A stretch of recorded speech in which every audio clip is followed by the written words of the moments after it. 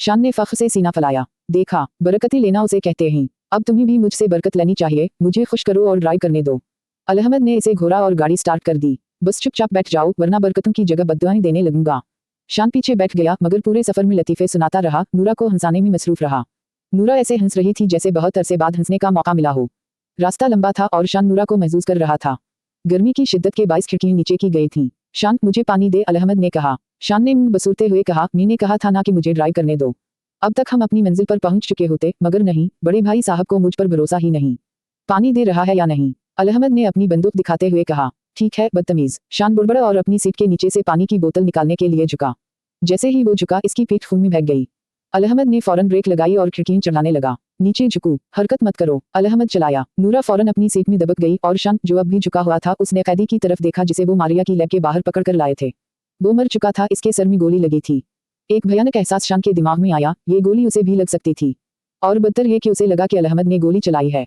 तुमने क्यों गोली चलाई? मैं तुम्हें पानी दे तो रहा था, शान ने गुस्से से कहा। बेवकूफ, मैंने नहीं चलाई, किसी मौत के सौदागर ने मारी है। अब खिड़कियां बंद करो, वरना अगले नंबर पर हम होंगे। अलहमद ने हुक्म दिया। शान ने जल्दी से पिछली खिड़कियां बंद की और नूरा ने अपनी पहले ही बंद कर ली थी। फिर तुमने गाड़ी क्यों रोकी? शान ने उलझाते हुए पूछा। अगली गोली के इंतजार में हूँ। अब जबकि तुमने खिड़कियां बंद कर ली हैं, देखो गोली कहाँ से आई थी। अलहमद ने समझाया। वाह भाई, कमाल है। तुम्हें लगता है मेरी जान इतनी सुस्ती है? मुझे मरने का कोई शौक नहीं, शान ने खौफजदा लहजे में कहा। बुज़दिल, ये बर्ट सर की गाड़ी है, बुलेट प्रूफ। भूल गया, तुम रोजाना उसे चलाते हो। अलहमद ने उसे डांटा। हम, लेकिन तुम शूटर हो, तुम्हारी जान खतरे में है, मेरी नहीं। मैं तो बिल्कुल ठीक हूँ यहाँ, शान ने मनमनाते हुए कहा। यह वक्त मजाक का नहीं, शान, मेरी मदद करो। तुम्हारी सीट के नीचे एक आसनाए पर राइफल है। पहले इस लाश को बाहर फेंको, फिर मुझे राइफल दो, और ध्यान से सुनो।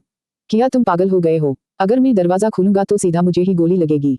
शान ने साफ इनकार कर दिया। उसी लिए मैंने कहा कि पहले देखो गोली कहाँ से आई है, फिर फैसला करेंगे लाश कैसे निकालनी है। अलहमद ने दलील दी। अगर मुझे कुछ हो गया तो कसम खाता हूँ, मैं इस गाड़ी का भूत बनकर तुम्हारी जिंदगी अजाब बना दूंगा।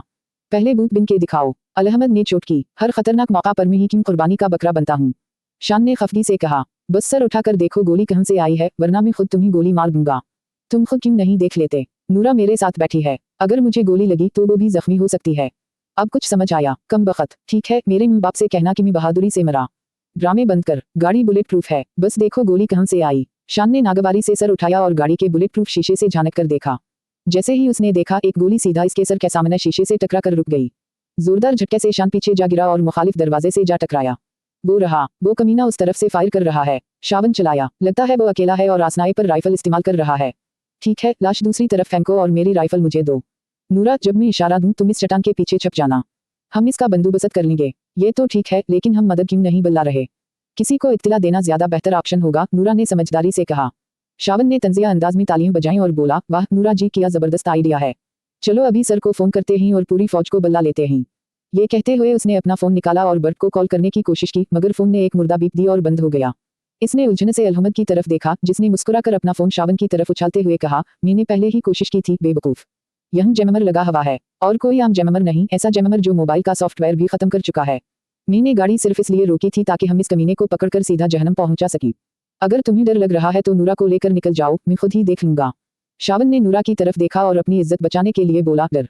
मैं क्यों डरूं, मैं यही रुक रहा हूँ। नूरा जी, आपको तो कोई इतराज नहीं? बिल्कुल नहीं, मैं तो सुबह से बहुत इंजॉय कर रही हूँ, नूरा ने तंजिया अंदाज में जवाब दिया। लेकिन इसके दिल का हाल तो वही जानती थी। खैर, शावन ने फिर दूसरी तरफ का दरवाजा खोला, लाश बाहर फेंकी और एक आसनाए पर राइफल निकालकर अलहमद को थमा दी। ठीक है, दोनों तैयार हो जाओ, असल खेल अब शुरू होने वाला है। शावन, ध्यान से देखो और इस कमीने का ठिकाना ढूंढो ताकि मैं सही निशाना लगा सकूं। और नूरा, जैसे ही मैं फायर करूं तुम शावन के साथ उस चट्टान के पीछे छुप जाना। सब कुछ समझ आ गया? जी भाई, मैं समझ गई, नूरा ने कार के हैंडल को मजबूती से पकड़ते हुए कहा। शावन ने दोबारा अपनी नजरें निशानेबाज पर जमा दी, इर्द गिर्द बगौर जायजा लिया, लेकिन गोलियों के निशानात देखकर भी ये अंदाजा लगाना नामुमकिन था कि हमला आवर कहाँ छुपा हुआ है। हैरत की बात यह थी कि अब मजीद गोलियां नहीं चल रही थीं। 10 मिनट उसी तरह गुजर गए। वो कमीना फायर क्यों नहीं कर रहा? शावन ने उलझन से पूछा। क्योंकि उसे हमारे इरादों का अंदाजा हो चुका है। मुमकिन है वो पहले ही फरार हो चुका हो, अलहमद ने तसल्ली दी। मगर ऐन उसी लम्हे एक और फायर हवा और एक बार फिर गोली सीधी शावन की पेशानी के बीचों बीच निशाना बना रही थी।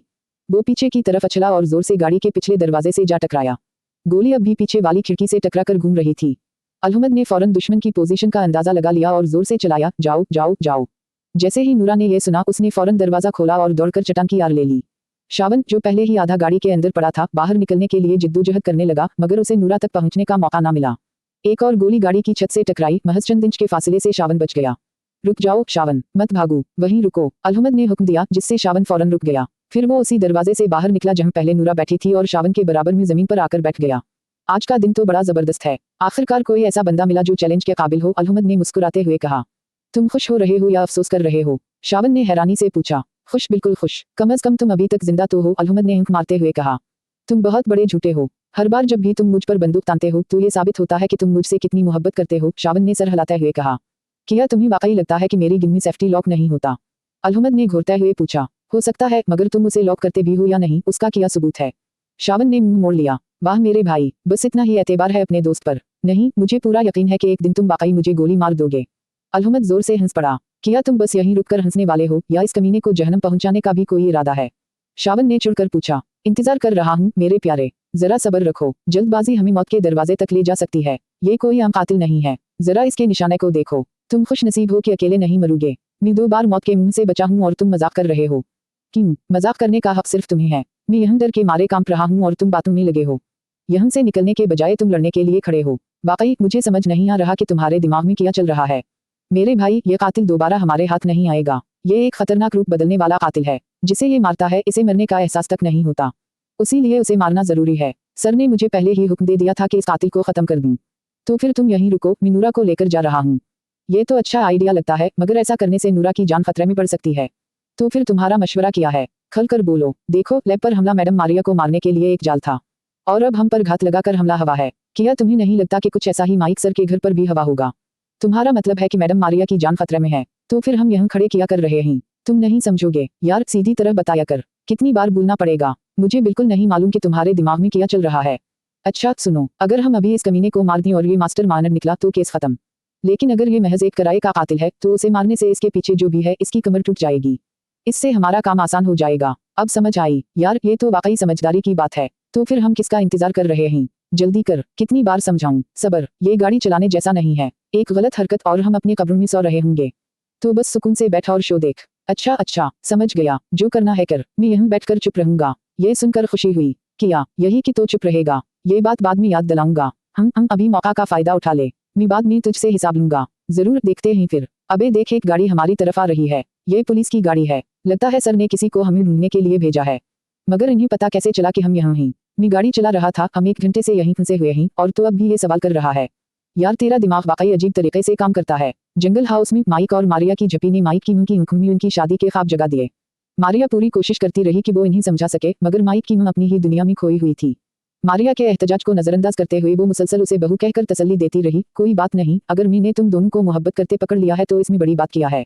ये सब आम बातें हैं। बस मुझे ये बता दो कि तुम दोनों शादी कब कर रहे हो?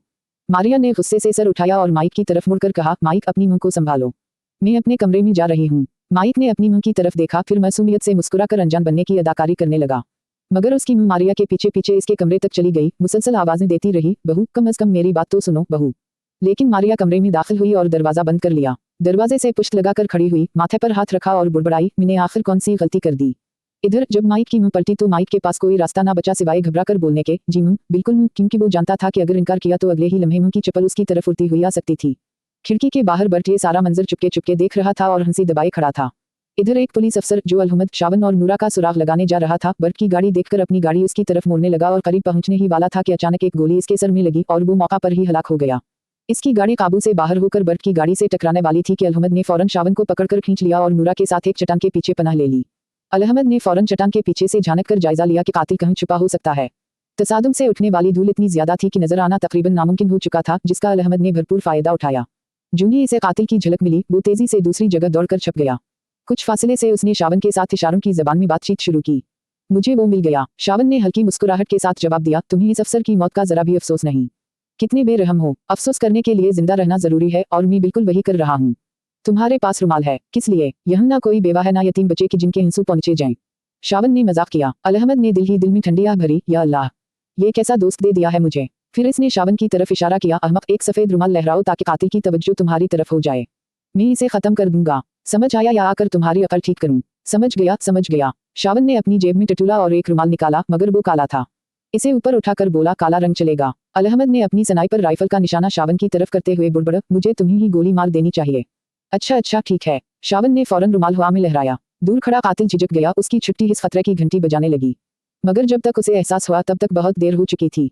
अलहमद ने निशाना बांध लिया था। जैसे ही कातिल हरकत में आया, एक ही गोली ने उसे हमेशा के लिए खामोश कर दिया। वो कमीना गया काम से। अलहमद ने फतह के अंदाज में चलाते हुए जमीन पर गिरकर सुकून का सांस लिया।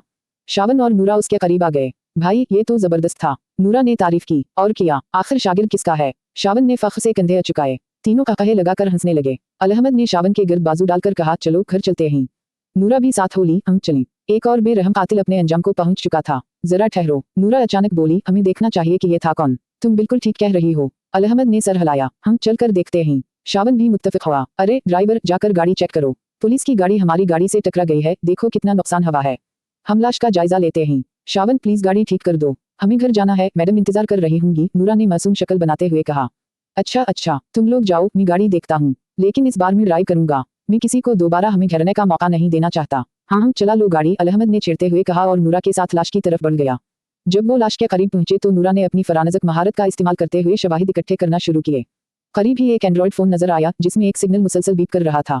भाई ये तो जीमर सिग्नल लग रहा है। जीमर सिग्नल, वो क्या होता है? ये एक कंप्यूटराइज्ड जीमर है। मेरी दोस्त शीला ने मुझे इसके बारे में बताया था। वो अक्सर हैकिंग करके कंपनियों की वेबसाइट्स में घुसने के किस्से सुनाती है। एक दिन उसने मुझे ये जैमर्स कैसे काम करते हैं तफसील से समझाया था। रुको, तुम्हारी दोस्त हैकर है? हाँ, लेकिन उसने मुझसे वादा लिया था कि मैं किसी को नहीं बताऊं। सूरी शीला, अगली बार जब इस शीला से मिलूं तो उसे कहो कि अपनी महारत किसी अच्छे काम में लगाए। हैकिंग कोई नेक काम नहीं है। भाई तुम गलत समझ रहे हो। वो एक गरीब घराने से है और आम नौकरी करती है। अगर वो चोर होती तो उसे नौकरी की क्या जरूरत थी? और वो ये सब सिर्फ तफरी के लिए करती है, उसने कभी किसी को नुकसान नहीं पहुंचाया। अच्छा, अगर ऐसा है तो जाने दो, लेकिन अब हम क्या करें? मुझे ये लाश हटने का बिल्कुल मूड नहीं। जरा वो ब्रीफकेस देखो। जरा रुको, पहले मैं ये जीमर बंद कर दूं, नूरा ने कहा और जीमर को बंद करके ब्रीफकेस खोला। इसके अंदर भारी रकम, जाली पासपोर्ट्स, 10 से ज्यादा शनाख्ती कार्ड्स और कुछ तस्वीरें मौजूद थीं। इसने तस्वीरें अलहमद को थमा दी। जूं ही अलहमद ने इन्हें देखा, इसकी आंखें हैरत से फट गईं। तस्वीरों में उनकी पूरी टीम को निशाना बनाया गया था। इनमें से एक तस्वीर में मलका लिंडा और इसका बेटा भी शामिल थे, जिन्हें कत्ल किया जा चुका था। अलबत्ता अंजलिना की कोई तस्वीर नहीं थी। अलहमद ने नूरा की तरफ देखा, मुझे लगता है तुम्हें कुछ बहुत अहम मिला है। हमें फौरन यहाँ से निकलना चाहिए। लाश को यहीं छोड़ दो और चलते हैं। जी भाई, नूरा ने इस बात में सर हिलाया और ब्रीफकेस उठा लिया। वो दोनों शावन के पास पहुंचे, जो गाड़ी में बैठा आंखें बंद किए आराम कर रहा था। चलो, मिशन मुकम्मल हुआ, अलहमद ने कहा और नूरा के साथ गाड़ी में बैठ गया। शावन मुस्कुरा कर बोला, कहाँ जाना है sir? Chandni Chowk, Agra, London, Paris. बस एक बात बता दूं, अमेरिका के लिए किराया दुगना लगेगा और वापसी का टिकट शामिल नहीं है। अलहमद जोर से हंसा। चुप करके गाड़ी चला, हमें एक और शिकार करना है, साले टैक्सी ड्राइवर। किया नादिया भाभी को अलविदाई रबन बांधकर अलविदा कर दूं जैजा जी।